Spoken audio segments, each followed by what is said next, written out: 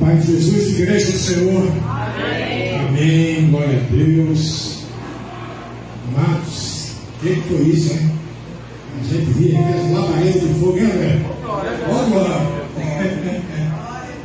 Para sentir o fogo do Espírito Santo aqui, nos rodeando, nos enchendo da presença de Deus. Tremendo, tremendo. Bom revelo, André. Deus abençoe, meu querido.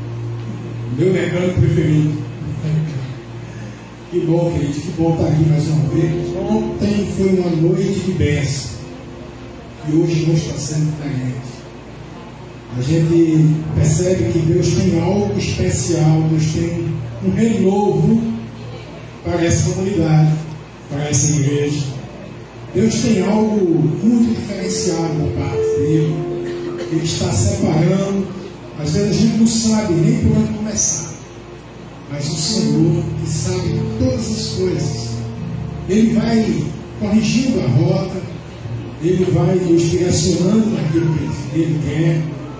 E nessa noite, amados, eu queria deixar bem claro para vocês que a esperança que a gente tanto fala, ela tem um nome.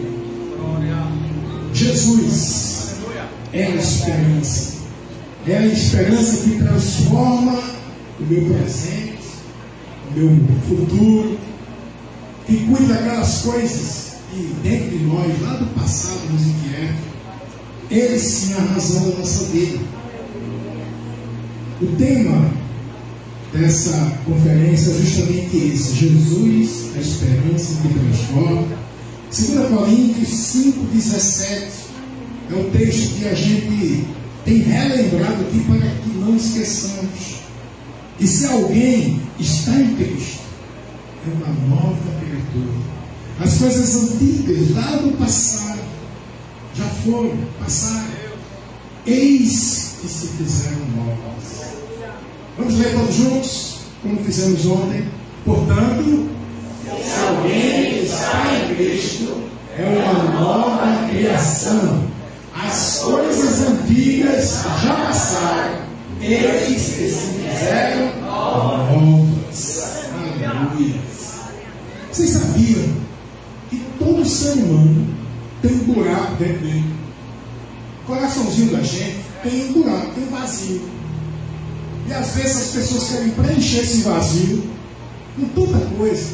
Tem gente que busca dinheiro. Aí acha que o dinheiro compra tudo e que o dinheiro preenche esse vazio. Deixa eu dizer uma coisa a vocês: não existe nenhuma estatística de um mendigo que tenha se suicidado. Mendigo, se for na rua, que não tem dinheiro nenhum, não se suicida. Sabe quem se suicida? Quem mais tem dinheiro. Os ricos. Os ricos. Porque eles colocam a sua confiança no dinheiro, nos bens, naquilo que tem, e percebem que isso não fecha o buraco, não preenche. Não preenche. Tem pessoas aí mudando de sexo. O homem quer ser mulher, a mulher quer ser homem, e vai até as últimas consequências. Quando chega assim, no ápice, no mais que eles podem conseguir, aí eles descobrem que isso também não preenche o vazio na alma. Tem muitos que buscam nas drogas, na bebedeira, nas farras, nas noitadas, no sexo desenfreado. Muitos até vão para a igreja e buscam na igreja. Busca no pastor, busca no diabo, busca no louvor, às vezes tocando bem, cantando bem. Mas isso preenche o vazio? Não. Só quem preenche exatamente o tamanho do vazio do nosso coração é Ele. É o Espírito Santo de Deus, o Consolador. Agora, quando Ele chega, aí a coisa muda. Aí as coisas começam a fazer a diferença. Quando nós entendemos que Jesus Cristo é a nossa esperança, é Ele que preenche o vazio da nossa alma. A nossa esperança nunca estará em coisas. Nunca estará em coisas. A nossa segurança está nele. Eu lembro que muitas vezes eu vou lá em Campina Grande, a terra da minha sogra, e conversando com ela, eu digo: Dona Marlene, eu vou deixar o carro aqui na frente da casa, a gente vai dormir aqui, porque amanhã de manhã a gente volta para Recife. Ela faz: não, meu filho, deixa não. É um perigo aqui na rua, eles arrancam os pneus, eles arrombam os carros, eles roubam, eles matam. Eu disse: meu Deus do céu, Campina Grande está assim, pior que Recife. Nem o carro na rua a gente pode deixar. Aí, para eu ficar calmo, eu tiro o carro e boto lá no estacionamento, naquele estacionamento pago e tal. Mas não é isso. Sabe o que acontece? Ela passa o dia na TV assistindo os noticiários policiais. É só o que ela vê, né? É roubo, é assalto, é os pneus dos carros roubados. Queridos, nossa segurança só em Deus. Ele preenche esse espaço de insegurança que nós temos. A nossa confiança tem que estar nele. Ele sim pode todas as coisas. Às vezes você diz: não, eu vou botar um carro blindado, vou botar uma insegurança armada do meu lado, né? Aí acontece como aquele camarada lá no aeroporto, em pleno aeroporto, que foi assassinado, que estava lá entregando o pessoal do PCC, os policiais envolvidos. Mataram ele com segurança, com carro blindado, num aeroporto lá, super movimentado. É assim, não há segurança se não for dele. Agora, aquele que está seguro em Jesus, ele sai aqui pelas escuras, pelas ruas, e ele sabe que 1000 cairão ao seu lado, 10.000 à sua esquerda, e ele não será atingido.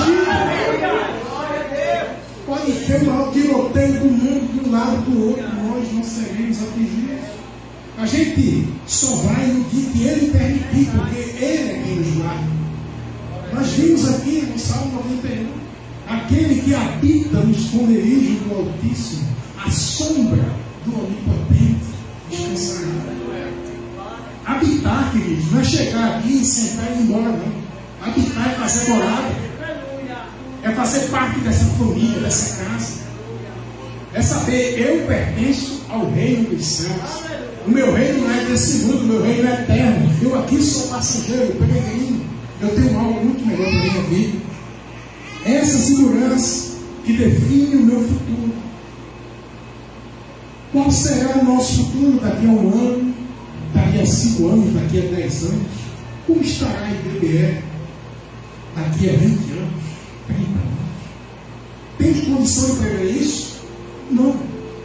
Mas o Senhor, Ele sabe todas as coisas. Ele sabe tudo que vai acontecer amanhã. Tudo que vai acontecer amanhã, Ele sabe. Não há limites para o seu poder, para a sua onisciência. Por isso, amados, nós precisamos ter fé. Nós precisamos ter esperança nele. Nós precisamos fazer como Davi. Pequenino Davi, jovem Davi. Davi estava apacentando as ovelhas do seu pai, sozinho nele, no campo e as ovelhas. Aí veio o leão, o rei das selvas, um dos animais mais ferozes que até os próprios animais temem o leão. Foi o que aconteceu?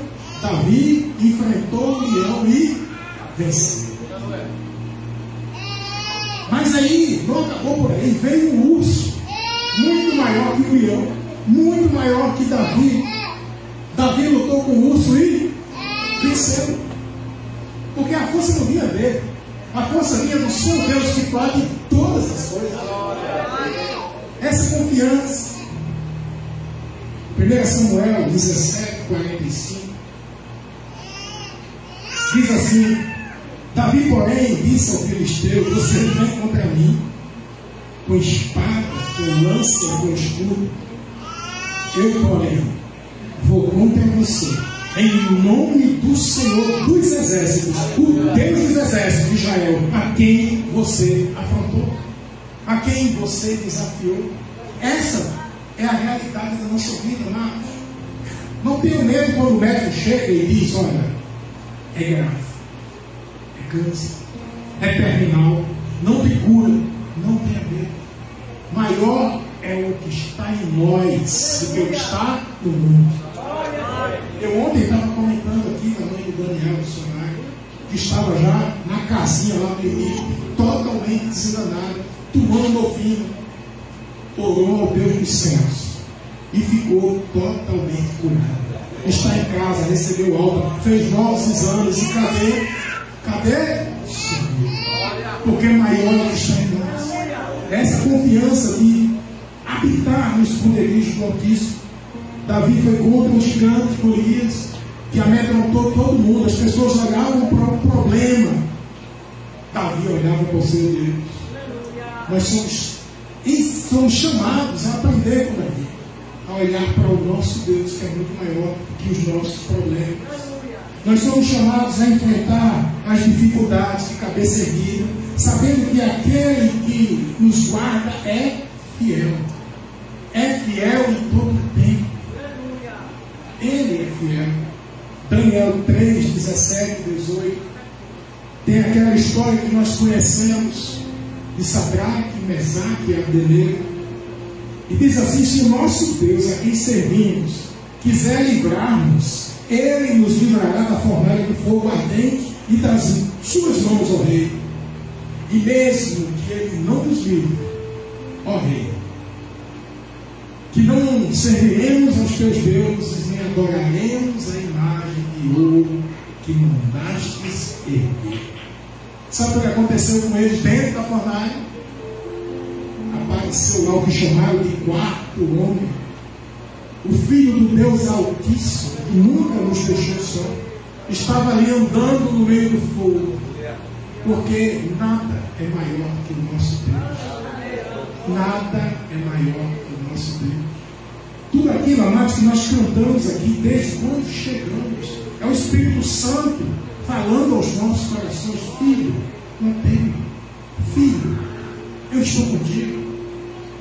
Nada é maior que o nosso Deus. Pelos olhos da fé, nós podemos, amados, carregar, nós podemos escolher o que vamos carregar na nossa vida. Você pode carregar as preocupações, os gigantes, as doenças, as lutas, o medo. Ou você pode escolher carregar a vida, a segurança.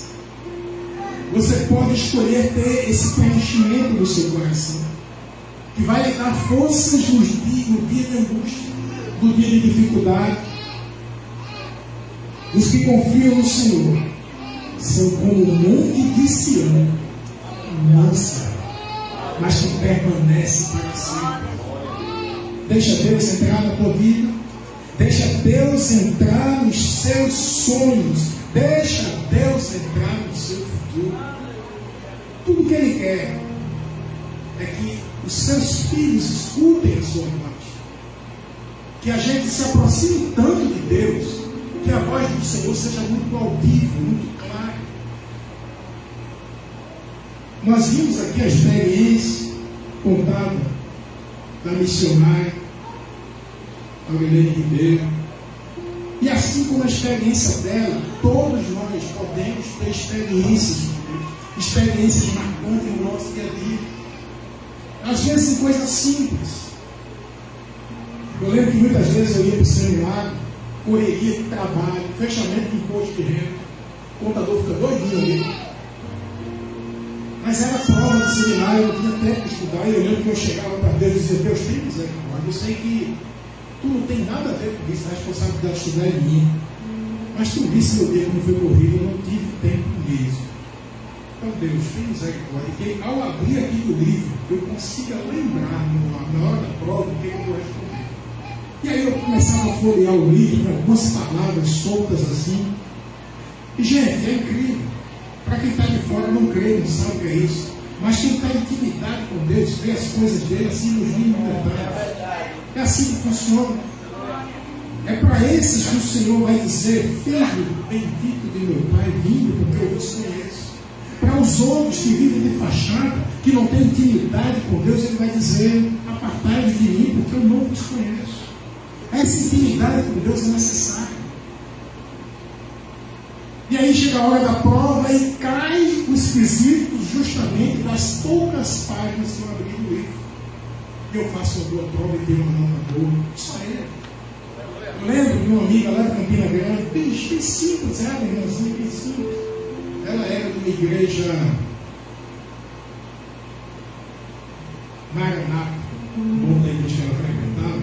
E eu lembro que ela, assim, até para falava algumas palavras erradas, bem simples, ela. Mas ela disse: eu vou estudar para passar na Universidade Federal.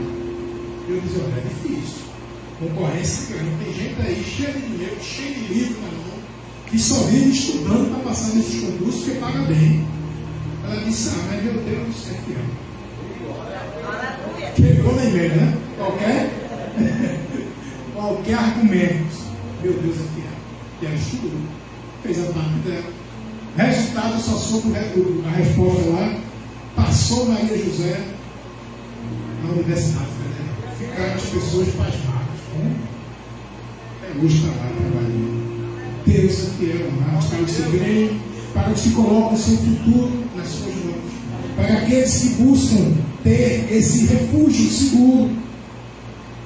Aí eu lembro de José. José sonhou. José carregava o sonho de Deus em sua vida, por isso ele sofreu tanta perseguição até dentro de casa. Mas isso, essa segurança em Deus, essa confiança em Deus, essa fidelidade para com Deus colocou José no mais alto lugar. Gênesis 37, 7 e 9. Esses dois versículos dizem assim sobre o sonho de José: sonhei que estávamos amarrando feixes no campo.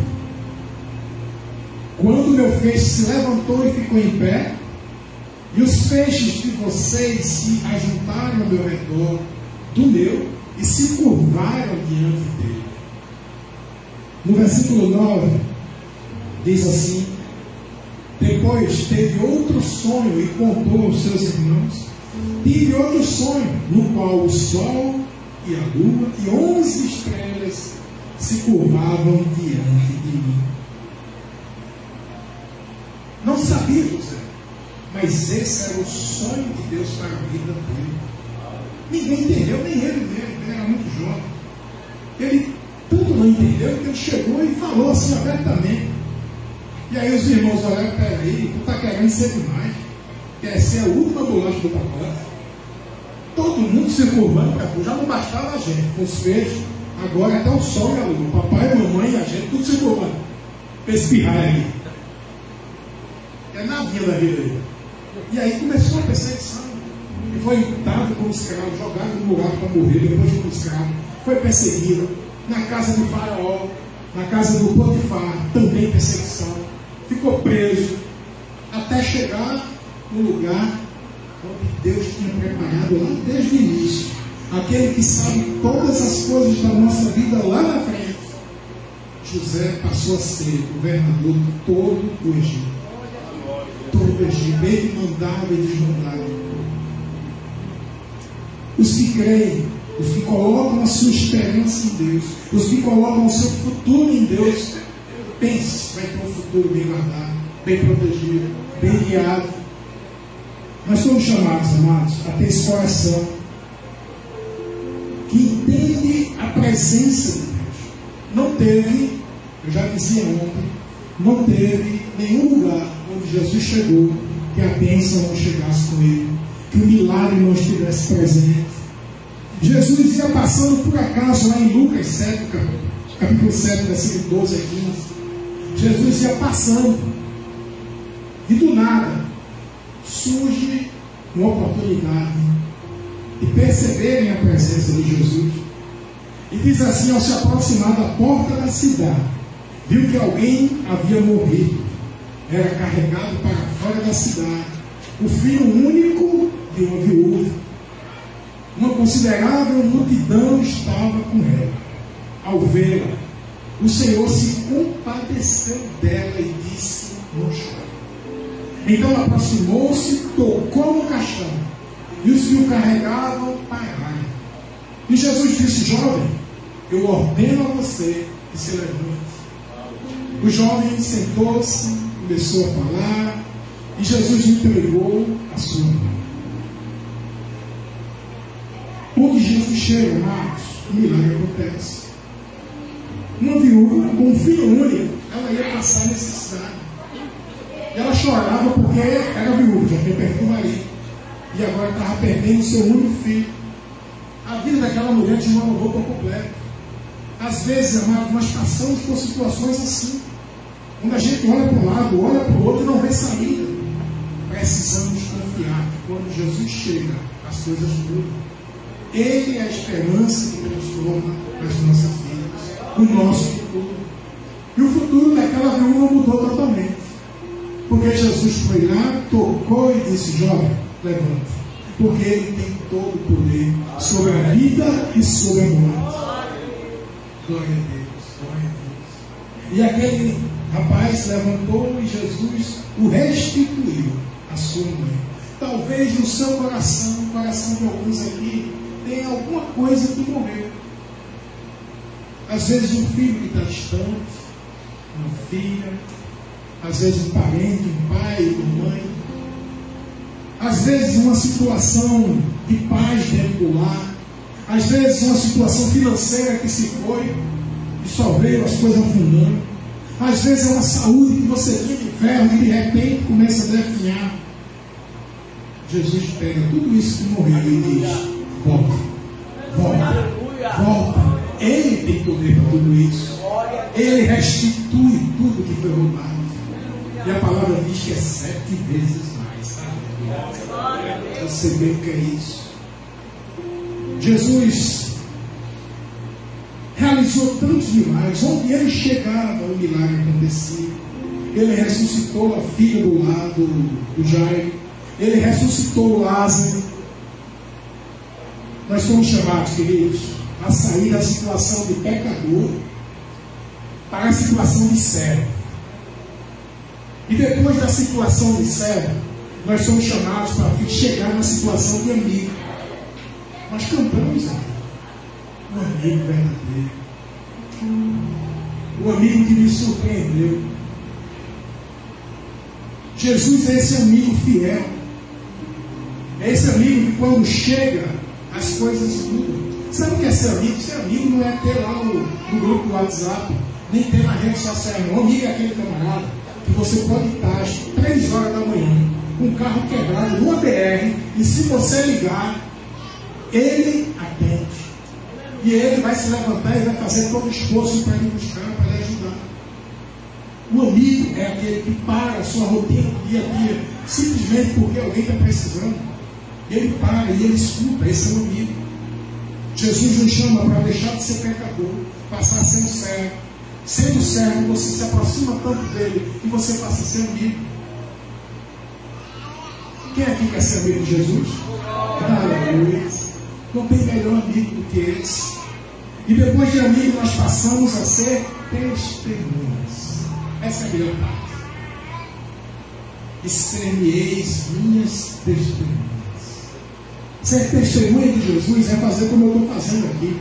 É ser tão abençoado que chega e fala aos 4 cantos do vento. Ele é a solução para a minha vida, para a sua vida. Ele é a esperança real. Ele pode todas as coisas, eu sei disso. Ele fez isso na minha vida. Ele me tirou de um lamaçal de pecado e me limpou. E me deixou mais alto que é neve. É isso que ele faz. Ele transforma, ele liberta. Ele sara aquele que está curado. Ele cura aquele que é paralítico.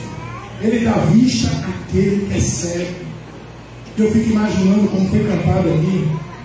Bartimeu, depois que recebeu de Jesus a cura da sua cegueira, cura que até hoje ninguém consegue dar.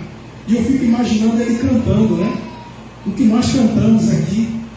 Eu era cego e agora posso ver, contemplar. Que maravilhas! Esse é o Jesus que renova, que dá vida nova a todas as coisas. É aquele que transforma a água em vinho. Transformação, amados. Transformação não é algo que permanece do mesmo jeito. Uma transformação é algo que é água e de repente se transforma em vinho. E nós somos chamados a ser transformados dia após dia. É impossível você entrar num culto como esse e não sentir a presença do Espírito Santo, e o Espírito Santo não falar no seu coração. É impossível. A semente ela é lançada, ela começa a germinar dentro de nós. Deixa eu dizer uma coisa a vocês. A nossa vida, ela é como um pouco d'água que a gente tira no oceano. É você tirar uma água do oceano e saber que a água está aqui na sua mão. A sua vida é essa mão aqui. A água vai escorrendo pelo meio dos dedos. E você fica preocupado com ela. Não se preocupe com essa vida que está no punhado de água. Se preocupe com o oceano que está aqui abaixo. Esse rio de vida que nós cantamos. Onde nós estaremos eternamente com Ele. Dizendo: Santo, Santo, Santo. Esse é o ambiente. Nós somos chamados para fazer parte dessa família, fazer parte desse sobrenatural de Deus. Mas Jesus não veio por causa de cruz, nem por causa de milagres, nem por causa da religião da época.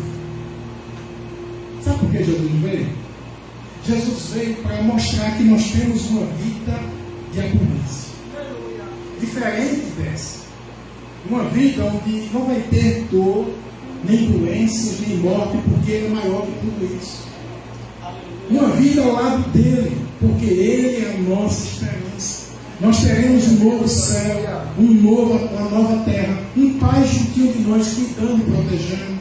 Essa é a esperança. Não coloque a sua esperança nas coisas terrenas. Coloque as suas esperanças naquilo que é eterno. Nós somos chamados a levar a nossa família para esse ambiente. E eu queria, amados, terminar essa ministração de hoje falando para vocês que o nosso Deus, Ele é fiel e justo. Ele escuta as nossas orações, as nossas dores. Eu já contei aqui certa vez de uma viagem missionária que nós fizemos lá em Vila Nova, uma cidadezinha que fica entre Itacaimbó e Belo Jardim. E nós fomos com um grupo de missionários lá e fizemos um trabalho magnífico. Eu lembro que o pastor Trajano foi conosco, assim como a missionária Almirene, tem esse vozeirão que não precisa de microfone, né, destrombado nas paredes, né, quase que não aguenta assim o poder do Espírito Santo através dos seus missionários. E a gente fez um trabalho naquela cidade tremendo. E aí no final da tarde chega um rapaz para falar conosco, estava com o pastor Marcos, e ele pergunta: pastor, você conhece alguém do IMIP? Porque nós tivemos 2 filhinhas gêmeas, só que uma teve um problema cardíaco e outra um problema respiratório, faz 6 meses já. E aquele problema cardíaco está conosco, foi tratado com medicação. Mas o problema respiratório, ela ficou em aparelhos. E eu não tenho condição. É uma cidadezinha no meio do nada, um vilarejo. E ele dizia: não tem condição de ficar em Recife. Quando eu vou, ela está na UTI, a gente não pode entrar. E eu queria notícias dela. Será que vocês conhecem alguém de lá? E aí eu lembrei que a minha prima Sandra, que é enfermeira, que foi de carona comigo, trabalha no IMIP. Eu chamei: Sandra, vem cá. Esse rapaz aqui há muito tempo tem orado a Deus para ter notícia da sua filhinha. Conta aqui para ela. Ele contou a história. Quando ele contou, ela disse: o senhor é pai de Laís? Ele disse: ela mesmo, eu sou o pai dela. Ele disse: olha, desde o dia que essa menina chegou no IMIP, quem cuida dela sou eu, quem dá banho dela sou eu, quem troca a roupa dela sou eu. Eu tenho as fotos dela aqui desde que ela chegou. Aí saiu mostrando para mim. Veja que cuidado, amados. Camarada no meio do nada, orando a Deus. E Deus já estava cuidando desse tempo todo mundo. E trouxe a minha prima de Recife lá para aquele lugarzinho para dizer: eu estou no controle desde o princípio. Eu sou fiel. Eu tenho ouvido a tuas súplicas. Está aqui a comprovação.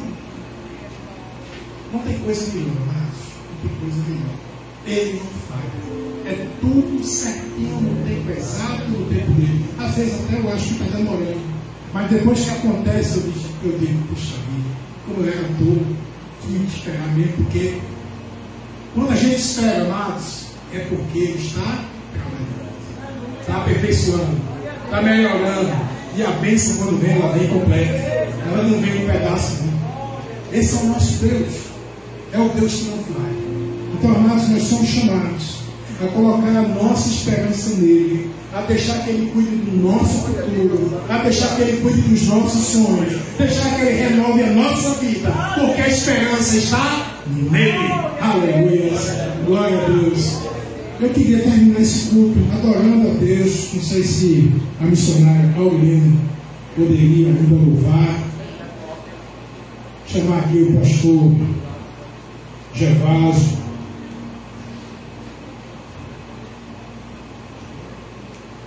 Que o Senhor, pois, nos abençoe e possa fazer frutificar em nosso coração tudo que Ele nos proporcionou na noite de hoje.